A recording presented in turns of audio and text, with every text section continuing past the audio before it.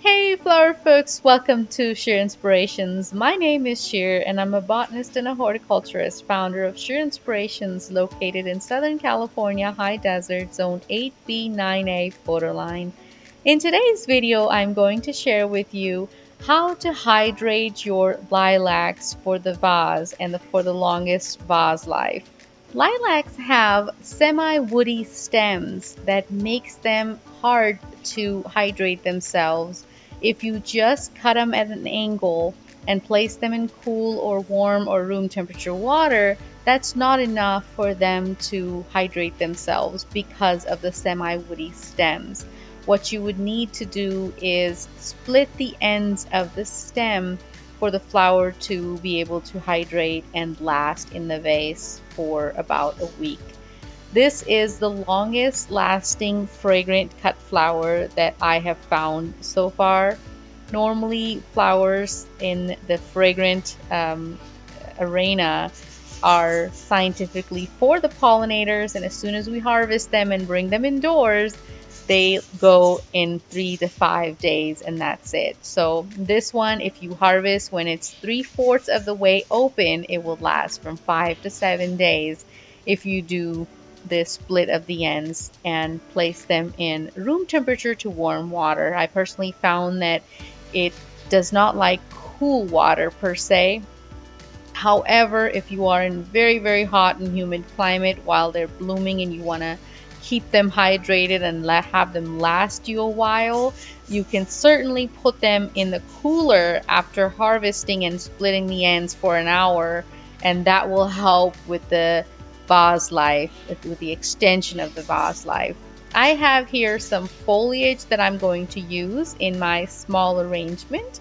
I am splitting the ends like you see here with my shears. You can use pruners or anything sharp that would go through the semi-woody stems of the flower.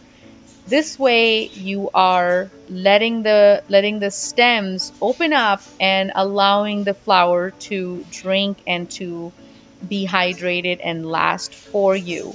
What you want to do is all of the foliage, like you see here, has been removed from the stem because that foliage in the water is going to cause bacteria to grow and so on. So anything that is going to be below the water line, you want to remove the foliage of. Also, when you're using the greenery, I found that it lasts very well along with the flowers. So I cut up the stems at the bottom like you're seeing here, just so I can use the greenery of the shrub in with the flowers as well. I'm making a small arrangement for my bathroom so I can enjoy the fragrance in my bathroom for about a week. The 3/4 of the way open that you see these flowers is the best time to harvest them.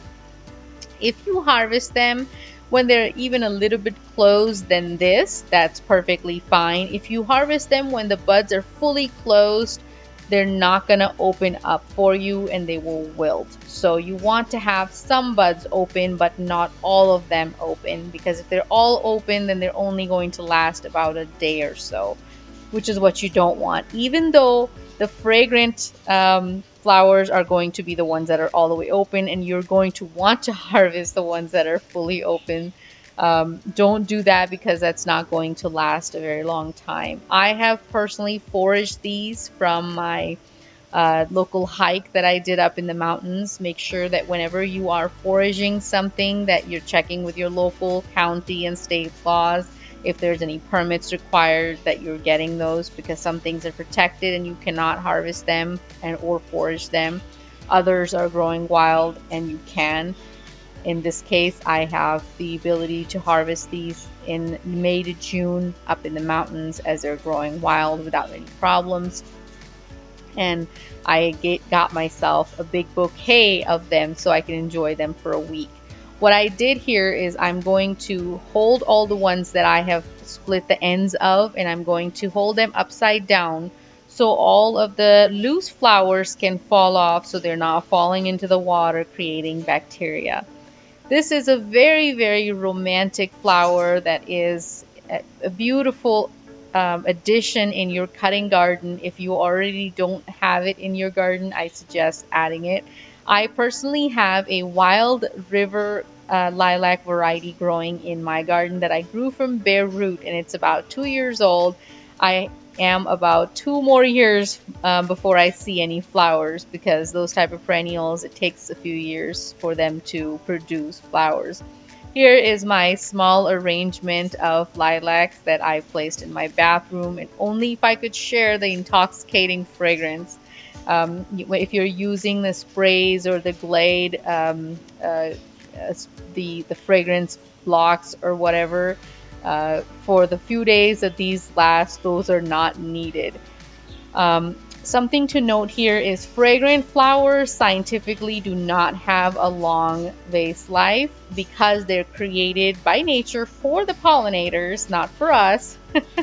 When we harvest them and bring them indoors, that process comes to an end, and the flower gets a signal that it's no longer with the plant, and it can just go ahead and wilt away, and that's exactly what the flowers do that are fragrant. Normally, flowers that are fragrant have 3 to 5 days of vase life. These ones have about 5 to 7 days. So the most longest lasting fragrant cut flowers, this is one of them.